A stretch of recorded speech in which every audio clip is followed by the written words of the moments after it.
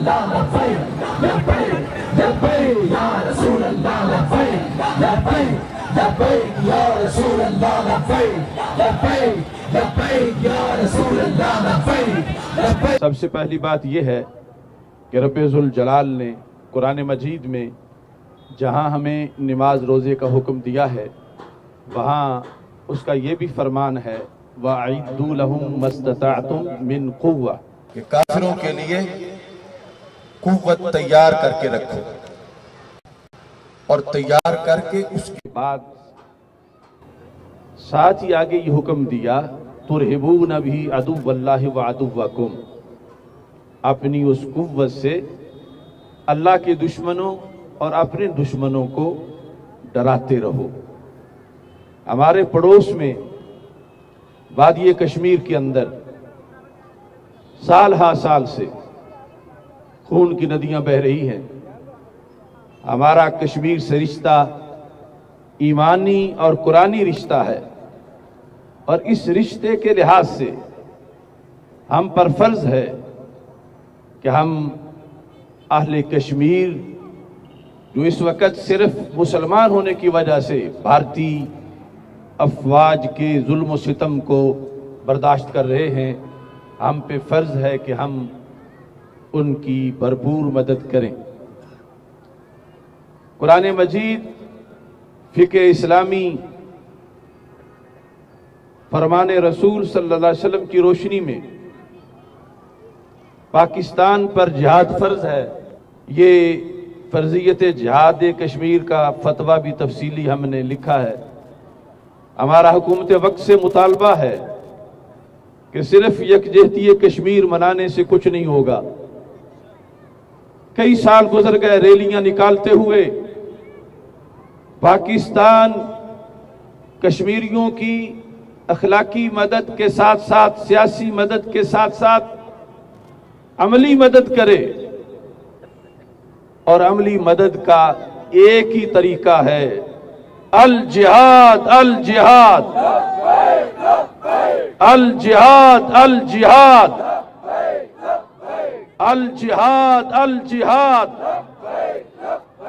لبیک لبیک لبیک لبیک لبیک لبیک۔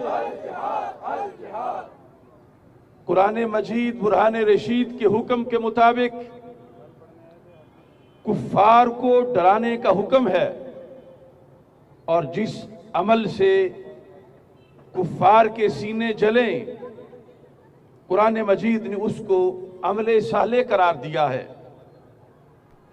ہم چاہتے ہیں کہ ہم عملاً کشمیر میں جہاد کریں، اور اسی سلسلہ میں ہم نے یہ فتویٰ مرتب کیا ہے۔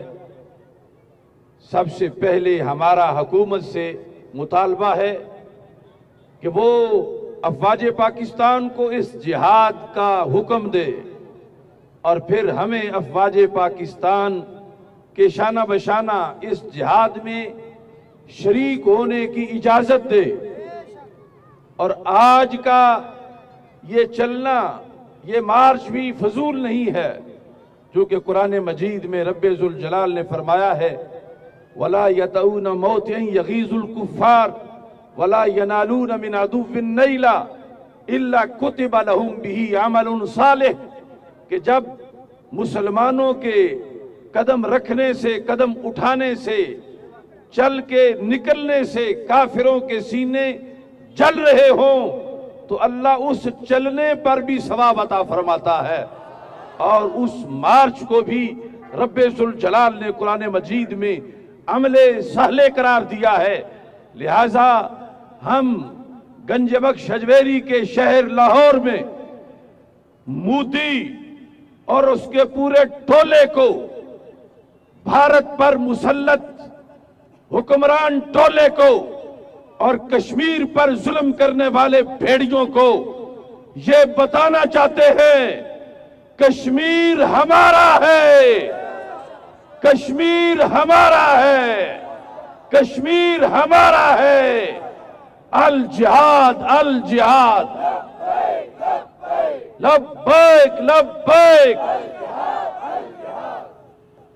हमारे पूरे मुल्क में, पूरी दुनिया में आज उम्मत मुस्लिमा जो इजहार यकजहती के लिए घरों से बाहर निकले हैं, इस निकलने का भी यकीनन फायदा है कि इससे काफिर जल रहा है, मगर तकाजा इससे अगले काम का भी है जिसको कुरान में हम पे फर्ज करार दिया गया।